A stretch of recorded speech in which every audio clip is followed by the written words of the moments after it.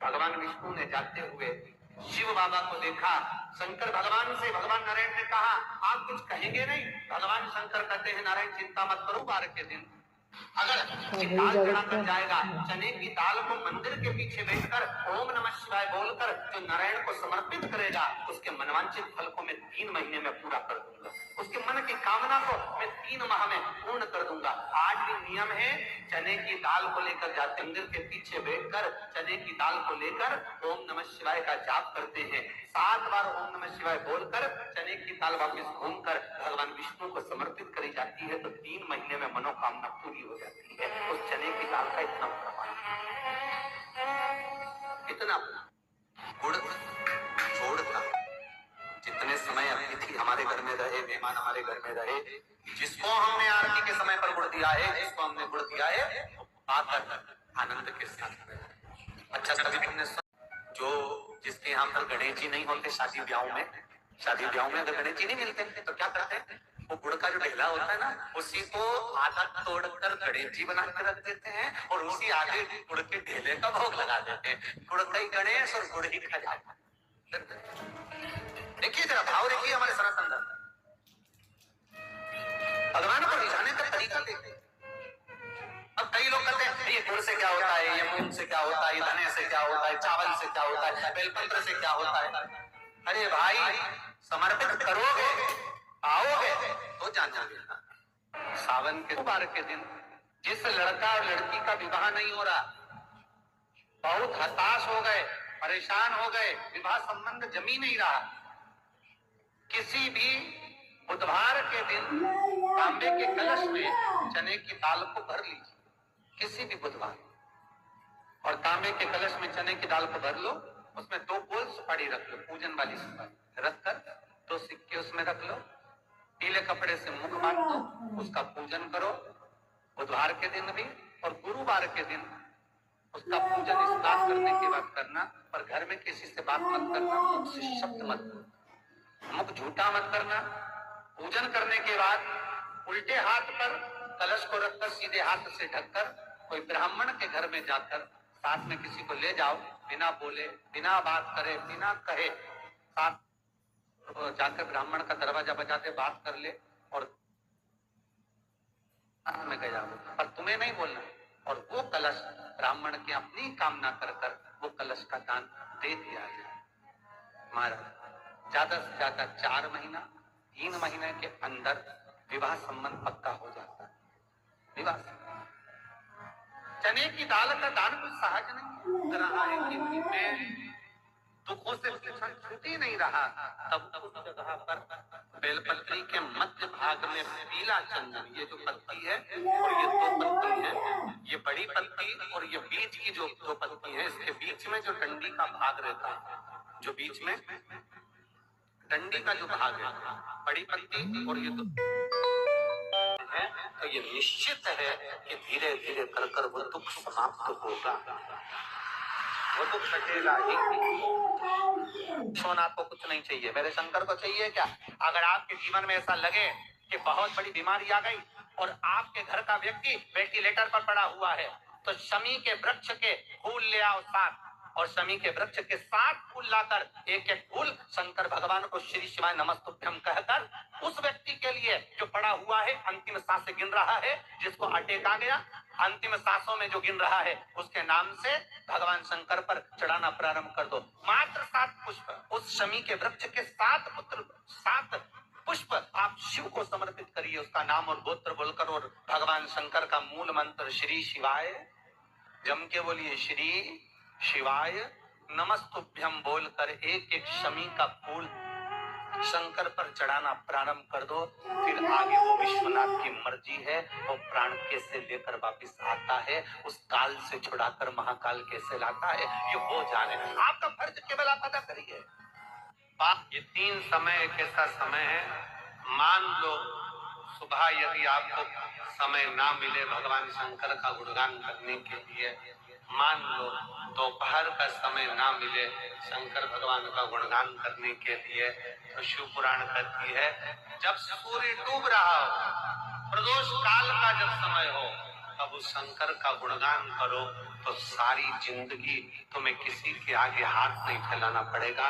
भगवान भोलेनाथ स्वयं तुम्हें उतना प्रबल वैभवपति बना। कितना सुंदर कहा है। जब जिंदगी बहुत संघर्ष में चल रही हो, बहुत दुख का जीवन चल रहा हो, बहुत कष्ट का जीवन चल रहा हो, बहुत कष्टमय जीवन चल रहा हो, तब शमी के 5 पत्ते, शमी के 5 पत्ते एक दुर्वा के साथ एक अक्षत चावल का एक दाना, वो भी हल्दी में भिंगोया हुआ हो या केसर में भिंगोया हो, शमी पत्र 5, एक दुर्वा, एक चावल का दाना, जो दिल से हृदय से बेलपत्री के वृक्ष के नीचे पार्थिव लिंग का निर्माण कर मट्टी का शिवलिंग बनाकर प्रदोष काल में, मतलब शाम के समय पर शिवलिंग बनाकर उस पे जल चढ़ाकर, जो ये 5 शमी का पत्र, एक दुर्वा और एक चावल का दाना, अपनी कामना कर कर जो दुख चल रहा है बाबा से विनय कर कर एक एक पत्ता जब समर्पित कर दे, फिर एक दुर्वा समर्पित कर दे, फिर एक चावल का दाना समर्पित कर दे और बाबा का वहीं पर पुनः विसर्जन कर दे, 3 महीना तो जाने दो, 15 दिन के अंदर वो दुख कटता जरूर है, चाहे कोई भी दुख, किसी भी तरह का दुख क्यों। एक बेलपत्र के वृक्ष की परिक्रमा करने वाले को हजारों अश्वमेध यज्ञ का फल प्राप्त हो जाता है, हजारों अश्वमेध यज्ञ का फल प्राप्त हो जाता है। उसी तरह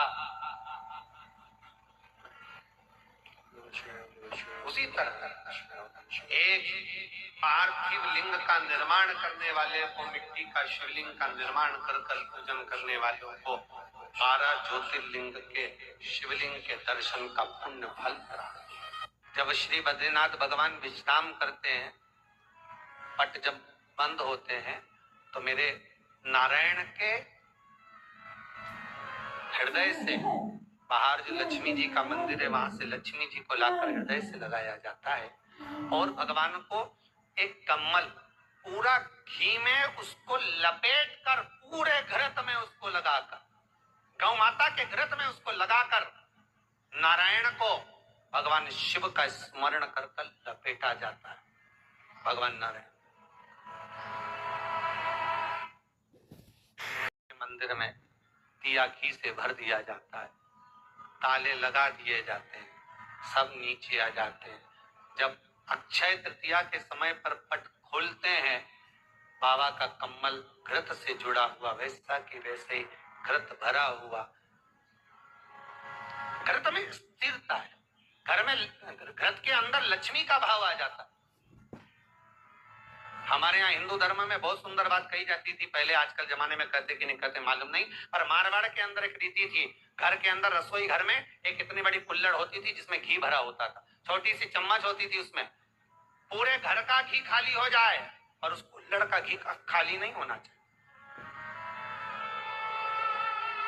नानी भाई का मायरा सुना है आप लोगों ने? अगर नानी भाई का मायरा सुना होगा तो नानी भाई के मायरे में नरसिंह मेहता जी की जो दादी के प्राण छूटे थे, वो केवल इसी बात पे छूटे थे। अगर नानी भाई का मायरा सुना होगा तो आपको मालूम होगा, नानी भाई के मायरे में जब नरसिंह मेहता भोजन करने के लिए बैठे तो नरसिंह मेहता की भाभी दुरत गौरी ने कह दिया दादी के सामने, जब दादी बोली क्यों इसकी रोटी में घी नहीं लगा, तो कहा कुल्हड़ का घी समाप्त हो गया, रसोई घर में जो बाटकी रखी थी उसका घी समाप्त हो गया। जय कुंवर बाई को चिंता लग गई, आंखों से अश्रु बहने लगे और जय कुंवर बाई नरसिंह मेहता की दादी प्राणों को छोड़ दी कि मेरे रसोई घर का घी समाप्त हो गया, मतलब ये घर अब बर्बाद होने में देरी नहीं लगेगी। नानी भाई का मायरा कहता है दादी के प्राण छूट गए, नैनों से नीर बह रहा था। केवल जरा सा संवाद, शास्त्र कहता है घर के रसोई घर में जिस बाटकी से आप रोटी पर घी लगाते, उसकी बाटकी में भले आधा चम्मच घी पड़ा पर पड़े रहना चाहिए। क्यों? वो लक्ष्मी को घटने नहीं देता। जिस दिन बाटकी मंज जाए, साफ हो जाए, उसी दिन उसको धोकर पोंछ कर वापिस भर देना चाहिए। अगर बाटकी गंदी हो गई तो आप धो पोंछो, मना नहीं है, पर उसको धोने पोंछने से पहले एक कटोरी में घी भर दो, चम्मच रखो। पर रसोई घर में बाटकी में घी होना चाहिए और उसमें आप डालते रहो और लगाते रहो, रोटी में चलेगा, पर बाटकी का घी समाप्त नहीं होना चाहिए, कुल्हड़ का घी समाप्त नहीं होना चाहिए। वो बरकत है, वो भंडार है, वो संपदा है। कृत वैभव देता, कृत वैभव प्रदान।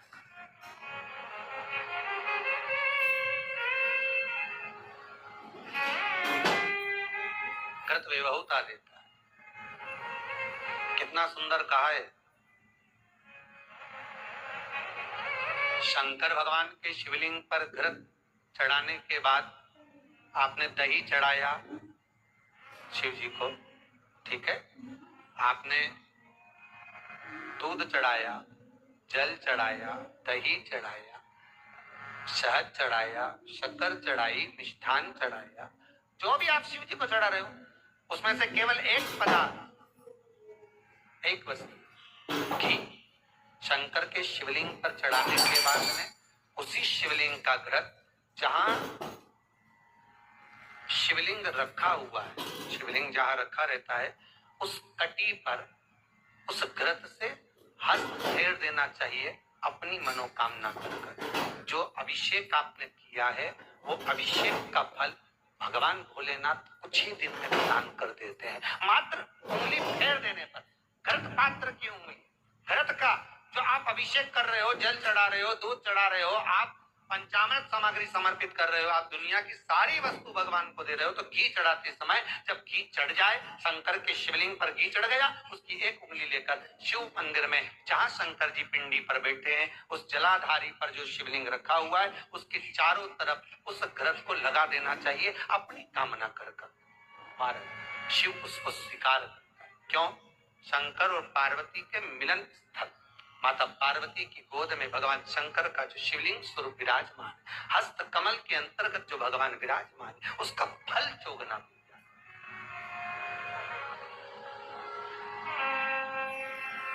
शक्तिपीठ नाम सुना है? अरे बोलो तो, जितने लोग कथा सुन रहे, शक्तिपीठ नाम सुना है? शक्तिपीठ का मतलब क्या होता है? जहां पर माता सती के अंग के टुकड़े होकर गिर पड़े, वो शक्तिपीठ के रूप में। उन शक्तिपीठ में आप लड्डू चढ़ाएं, पेड़ा चढ़ाएं, वस्त्र चढ़ाएं, आभूषण चढ़ाएं, सोना चढ़ाएं, चांदी चढ़ाएं, मुद्रा चढ़ाएं, आपकी मर्जी पड़े करोड़ों रुपए चढ़ाएं, मना नहीं है। पर शक्तिपीठ का दर्शन करने जब जाएं तो कम से कम थोड़ा साथ में गाय का घृत, असली घी साथ में लेकर अवश्य जाएं। क्यों? शक्ति पीठ पर भी घी समर्पित करने से मनोकामना पूर्ण हो जाती है। आप आएंगे शक्ति पीठ का दर्शन करके और मनोकामना पूर्ण होना है। मात्र शक्ति आप चढ़ाए, वस्तु ढेर चढ़ाए, आप सोना चांदी अंबारियों में धन दौलत सब चढ़ाए, पर साथ में आप चुनरी चढ़ा रहे हैं, साड़ी चढ़ा रहे हैं, घृत भी दीजिए, घृत भी बता, घृत का दान। धर्म पत्नी से संतान औलाद नहीं, बड़े दुखी, बड़े अच्छा, संतान नहीं हो, किसी नारी की गोद, अगर स्त्री की गोद अगर खाली रह जाए तो भी दुख होता है उसको कि मेरे घर में औलाद नहीं, संतान। हम कई बार कहे, आज फिर कहते, ये टेस्ट भी बाद में कराना, सारी जांचें बाद में कराना। एक बार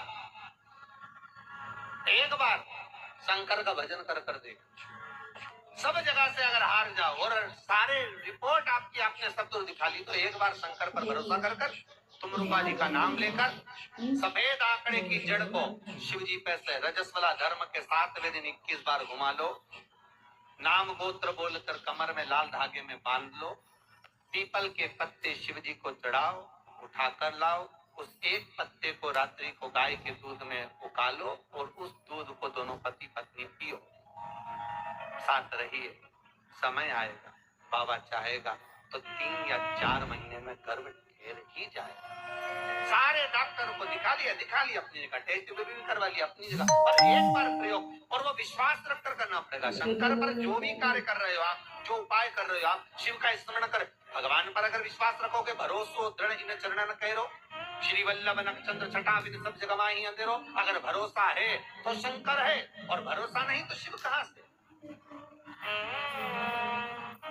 विश्वास लेकर अगर आए हो तो काम तो होगा। ये लोग काशी से आए हुए हैं, विश्वासमान कृपा करेगा किसी ना किसी रूप में। मुझे विश्वास है कि बाबा मेरी सुनेगा।